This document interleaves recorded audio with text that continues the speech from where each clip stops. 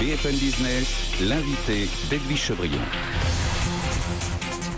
On va parler du congrès mondial du mobile qui se déroule en ce moment même à Barcelone avec notre invité Stéphane Francet, le patron de Thomson Computing. Stéphane Francet, vous avez repris la marque Thomson Computing, vous êtes une toute jeune PME et vous vous lancez ordinateur et puis vous aviez pris le créneau de la tablette 2 en 1. Ce qui est intéressant, juste avant de parler de Barcelone, c'est qu'on voit qu'il y a pas mal de PME françaises il y a Arcos, il y a Wissing, alors dans un objet connecté, mais qui essaient de tirer leur épingle du chapeau face à des géants qui contrôlent les 2/3 des marchés. Alors c'est ça, il y a effectivement deux catégories de géants. Il y a les géants asiatiques, il y a les géants américains. Et avec Thomson, nous on avance avec une voie médiane, une voie française, qui propose en fait des tablettes, des 2 en 1, des ordinateurs portables à partir du mois de mai. Et notre idée, c'est d'aller plus vite dans l'innovation que ces grandes marques qui en fait surfent, mais on va dire avec une vision à 12 mois ou 15 mois sur les technologies. Oui, c'est un peu David contre Goliath. C'est une spécificité française ou ça existe aussi un peu ailleurs, ces PME qui résistent Alors David contre Goliath, l'image me plaît bien, effectivement. Je pense que les cartes sont jamais les mêmes. Elles évoluent avec le temps et qu'aujourd'hui, la technologie va plus vite que les lancements de ces grandes marques. Donc je pense qu'il y a effectivement quelque chose à faire. On a, nous, en fait, en termes d'innovation, d'abord lancé en fait un produit en dual boot. Donc ça, c'était très étonnant. Ça veut dire quoi, un dual boot ? Alors dual boot, c'est un double système. Au démarrage, vous avez en fait sur une tablette Android ou Windows. On a été en fait un des premiers à le faire. Et aujourd'hui, on lance une gamme en all-in-one aussi. Voilà. Comment ça se fait que vous en sortez? Bon, vous êtes au début. Je disais qu'il y a d'autres PME. Ça veut dire quand même que on y arrive. Est-ce qu'il y a un écosystème favorable en France à l'innovation Alors, d'abord, il y a derrière la marque Thomson, marque forte, oui. Une marque très forte. Vous savez, historiquement, dans les années 80, en fait, le premier PC Thomson est sorti. En 82, c'était le TO7 qui a été vendu et commercialisé. Et puis jusqu'à 89, il y a eu du PC en fait à la marque Thomson. Donc, on part quand même pas de rien. Il y a un collectif général qui est très admiratif de cette marque, qui est une grande marque française. Mais au-delà de votre marque, ça fait 2 ans que vous avez repris cette marque, vous avez une longue histoire dans ce secteur-là, mais en même temps, vous auriez pu essayer de faire ça, je sais pas, en Chine, ailleurs qu'en France. Alors oui, mais d'abord je suis attaché à mon pays et ensuite j'avais moi une grande expérience de la France puisque ça fait 20 ans que j'y travaille. J'ai à la fin de mes études, j'étais rentré dans une société bien connue qui était Surcouf où en fait la veille technologique était très importante. Donc j'en ai repris l'esprit et puis en fait j'ai souhaité en fait monter des sociétés. D'abord une société de distribution, ensuite une société d'innovation. Donc ça veut dire que justement on peut créer des sociétés d'innovation en France, à Paris, ailleurs. On n'est pas obligé d'aller aux États-Unis. Non, j'en suis persuadé. La clientèle française, c'est une clientèle avertie qui a vraiment conscience en fait de la technologie. Donc, si on est en fait les pionniers de cette technologie, si on propose des produits designés, des produits en fait avec une technologie maîtrisée, un SAV maîtrisé, en fait, c'est une réussite. Et c'est ce qui se passe en ce moment pour nous. Alors, on reviendra un peu plus dans le détail, évidemment, sur Thomson Computing. Il y a ce salon de Barcelone, donc qui est très très important, rendez-vous essentiel pour la profession, plutôt télécom mobile évidemment. Oui. Mais est-ce que vous y êtes ? Non ? Alors nous on n'y est pas parce qu'on n'est effectivement pas sur les téléphones, on est vraiment sur l'IT. Donc on a nous exposé toute notre gamme au CES de Las Vegas. Donc il y a aussi un endroit incontournable. CES de Las Vegas, c'est en fait l'endroit en fait qui démarre au niveau de l'année avec l'ensemble des produits. Donc on a pu exposer pour l'ensemble de l'Europe toutes les innovations de Thomson et on a eu un fort succès là-bas. Ça faisait vous faisiez partie de la Dream Team française. Alors, on faisait partie de la Dream Team française, effectivement, et on a eu la chance d'avoir la visite du ministre Emmanuel Macron, qui est venu en fait se rendre compte en fait de la technologie française, en particulier. Si vous voulez voir en France, en l'occurrence aussi. Oui, c'est vrai, mais c'était un clin d'œil mondial en fait au développement de cette technologie française. On était évidemment, vous saviez, en Europe, la nation française était la mieux représentée. Oui. On était numéro 1, on était numéro 4 des nations en fait au CES mondial. Donc notre présence était très forte. Et aujourd'hui, en fait, quand on présente des produits innovants, faut le dire. Donc Emmanuel Macron est venu voir le portable en 14 pouces le plus fin au monde, qu'on place un petit peu en fait en concurrent direct du MacBook Air, et voilà, qui est exposé ici. Et il a été très impressionné, et il m'a à plusieurs reprises en fait demandé si effectivement ce développement technologique avait été fait en France. Évidemment, il a été fait en France. Oui. Et par exemple, pour se situer, votre Thomson, là, votre petit ordinateur, il vaut combien par rapport à... Il vaut combien d'abord? Alors, en prix public, les prix généralement constatés devraient être... Oui. Parce qu'on a déjà proposé à des enseignes de la grande distribution. Il y aura des premiers prix à 790 €. Ouais, voilà. Et après, on montera en gamme sur des 1000 €, des 1400 €. Voilà. Donc l'avantage du produit, c'est que c'est un produit très technologique. Il est en SSD. Oui, et ce qu'il faut en fait, c'est qu'il faut avoir vraiment des niches très fortes, très innovantes, comme vous dites, c'est avoir une veille technologique permanente pour pouvoir proposer, être beaucoup plus rapide que les géants. Oui, alors dans notre société, en fait, il faut savoir qu'on a 5 anciens acheteurs, donc on est vraiment dans une veille technologique permanente. On va effectivement aussi dans tous les salons, donc il y a le CES, on va effectivement à Barcelone, mais on va également en fait au Conquer. Donc on a en fait un sourcing et en fait une vigilance technologique très forte. On sait exactement mixer les technologies du moment avec l'envie du consommateur final. Et en fait cette vitesse-là, c'est ce qui fait notre force. Quelles sont les contraintes de concevoir ces produits high-tech en France, selon vous? S'il y en a contraintes ou au contraire avantage? Alors, l'avantage, c'est quand on est en France, c'est de pouvoir évidemment bénéficier en fait d'une clientèle directe. Donc faire ça à l'étranger, c'est effectivement pas la même chose. Quand moi je rencontre en fait des enseignes comme grand public, comme en fait Leclerc ou Carrefour, et qui se lancent sur les marques comme Thomson ou des sites comme Cdiscount ou la Fnac, ils ont envie de rencontrer une société française qui développe en fait des idées françaises. Alors l'idée française, on l'a fait aussi développer avec des partenaires chinois. Hein, je veux dire, on n'a pas. Mais il est fabriqué en France, votre ordinateur, vos ordinateurs? Non, on a en fait les usines de fabrication qui sont bien sûr en Chine, comme Apple. Quand vous retournez en Apple, il y a marqué assemblé en Chine. Donc vous êtes moitié made in France, quoi. La technologie est développée ici et exactement. Oui. Le software, le marketing, l'innovation, les choix des composants, tout ça se fait en France. Et aujourd'hui, ce que je peux vous annoncer, c'est qu'à la fin du mois, on aura des PC, cette fois-ci assemblés en France, donc le Made in France, vraiment, sur la branche PC.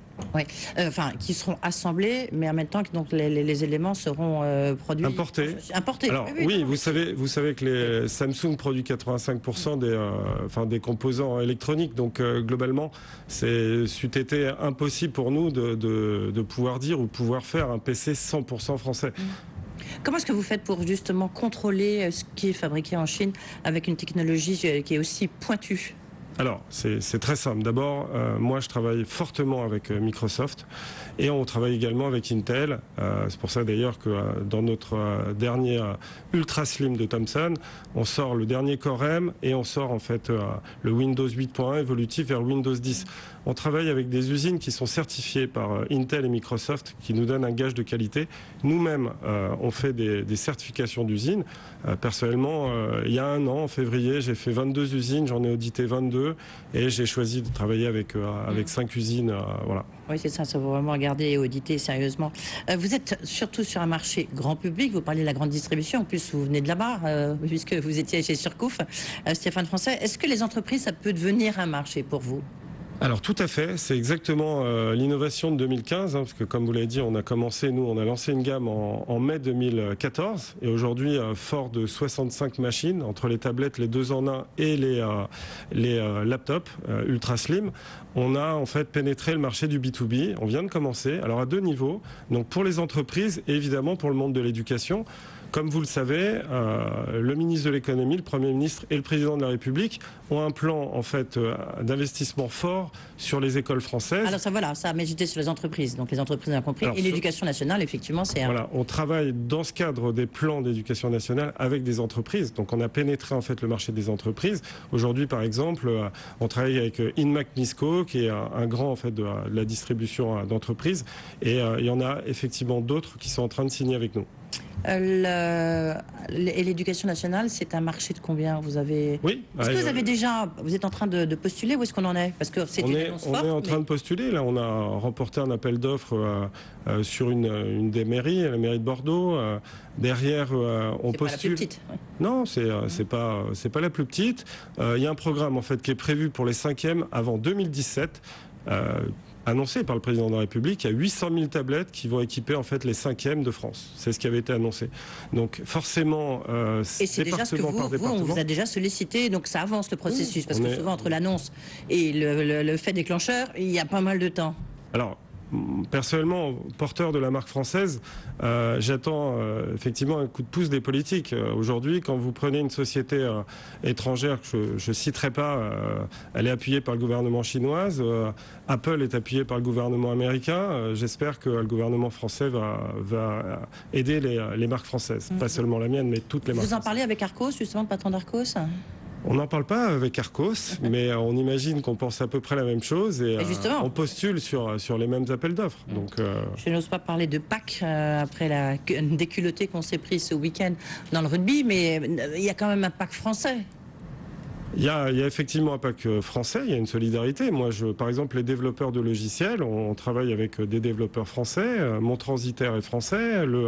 On fait travailler des entreprises françaises. Moi, la valeur ajoutée qui est apportée par la marque Thomson, on en fait également profiter en fait tout un microcosme de sociétés françaises. Votre premier produit, je le disais, c'est les tablettes 2 en 1. On va expliquer ce que c'est-à-dire c'est ordinateur, tablette, quoi. Ça fait, voilà, c'est les 2 en 1. Alors, c'est les produits qui sont détachables, que vous avez vu tous à la télévision. Donc c'est une tablette d'un côté, un clavier de l'autre, et puis donc on a nous vocation à beaucoup. Vous en avez vendu combien puisque vous avez lancé ça maintenant il y a 2 ans, quoi? On a fait. Il y a 1 an, pardon. Alors en 2014. Sur l'année dernière, on a fait 47 000 pièces, voilà. Et cette année, on annonce en fait à peu près, je pense, dans les 100 000 pièces, on espère. Il y a 800 000 tablettes qui vont être en fait qui vont être sur le marché vendues. Il y en avait 400 000 l'année dernière. Il y en avait 200 000 2 ans avant. Et sur les PC, vous en êtes combien? Alors sur les PC, on les lance en mai. Oui. Donc là, vous avez vraiment une avant-première. On vous montre. Mais vous comptez en avoir, vous avez prévu d'en vendre combien en 2015? Nous, ce qu'on souhaiterait en fait, c'est pareil, faire une percée en vendant à peu près 70 000 pièces de portables. Voilà. Et dans ce cadre-là, on n'ira pas rivaliser avec les sociétés très connues. Mais par contre, on arrive avec un produit très étonnant, très épuré, plus fin que les autres. Aujourd'hui, en 14 pouces, on a le plus fin au monde, sauf preuve du contraire. Puisqu'il fait moins d'1,6 cm. Alors, on a demandé vos chiffres d'affaires, bénéfices, vous ne les donnez pas? Vous pouvez quand même donner une indication? Si, bien sûr. Oui. On peut donner le chiffre d'affaires. On a fait un peu moins de 30 millions l'année dernière. Cette année, on pense faire, on va dire, à peu près 80 millions d'euros. Voilà. Donc, une grosse croissance. On a en fait des produits qui sont très esthétiques, une maîtrise technologique très forte, une avance même. On a 2 ou 3 trimestres d'avance sur les grandes marques, celles qui sont aujourd'hui leaders du marché français et mondial. Voilà. Ensuite, ils sortiront aussi d'autres prototypes. Et vous voyez, par exemple, ce produit qui est en full aluminium, on est les premiers à sortir avec le dernier Core M, avec la mémoire en SSD et évidemment l'évolution Windows 10 qui arrivera en fait dans les mois qui viennent. Et vous arrivez à gagner de l'argent, donc, parce que vous avez le chiffre d'affaires, une croissance évidemment exponentielle. Vous êtes rentable. Oui, on gagne de l'argent, vous inquiétez pas, et on investit cet argent-là en recherche et développement. On est aussi en train d'embaucher. Vous savez, une société qui gagne pas d'argent embauche pas. Nous, depuis le début de l'année, on a embauché déjà 7 personnes et ça va continuer. Ouais. En même temps, on voit si vous lancez dans le PC, alors vous me direz c'est pour renouer une tradition, comme vous nous l'avez expliqué avec Thomson. Peut-être aussi parce que le marché des tablettes, les derniers chiffres le montrent, est un peu stagnant. Vous avez raison. Du coup, il faut faire autre chose. Alors, le marché des tablettes, c'est simple. En 2012, il y avait une progression de 93% au niveau mondial. Ouais. Il fallait s'équiper. Voilà, il fallait s'équiper. En 2013, on avait 67% d'évolution mondiale. Vous savez, en fait, l'évolution de 2014, c'était 4,5% d'évolution sur la tablette, en volume, pardon.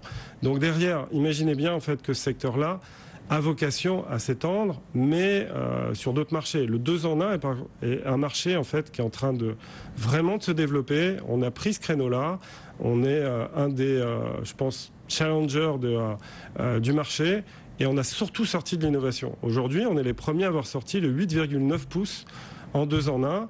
On est les premiers, en fait, à proposer une gamme entière de produits dual boot, donc Android et Windows au démarrage. Ouais. C'est très innovant.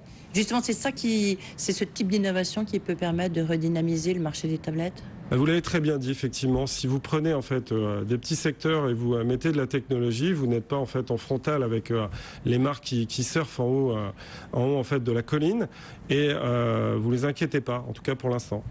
Est-ce que le fait de déployer, par exemple, les tablettes dans l'éducation nationale, etc., vous allez toucher quand même une gamme de population beaucoup plus large? Après, on peut verticalement développer peut-être les besoins de tablettes.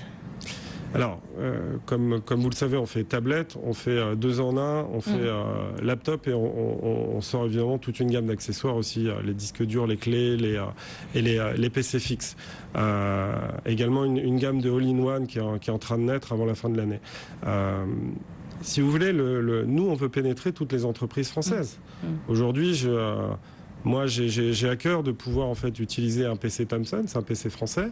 En tout cas, la société française. Oui, puis c'est une marque connue, on sait que la marque s'ajoute toujours un rôle. La valeur ajoutée française, elle est en France aujourd'hui. On fait travailler des salariés français. Voilà, il n'y a pas de.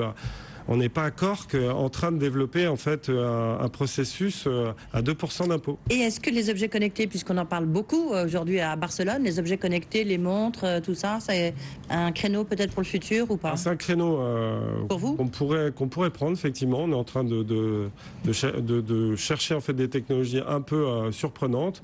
On a aujourd'hui 3 systèmes qui se confrontent. Hein. On a en fait l'Android, en fait l'iOS et en fait Windows. On est vraiment en partenariat avec Windows, donc c'est possible que dans l'avenir on puisse sortir des produits connectés autour de Windows. Et que la prochaine fois vous viendrez peut-être avec une montre ou quelque chose, en tous les cas, qui sera proche. Ou peut-être une voiture. Ou peut-être une voiture connectée, ça coûte un tout petit peu plus cher. Voiture connectée, il y a Samsung effectivement, Google et Apple qui sont dessus.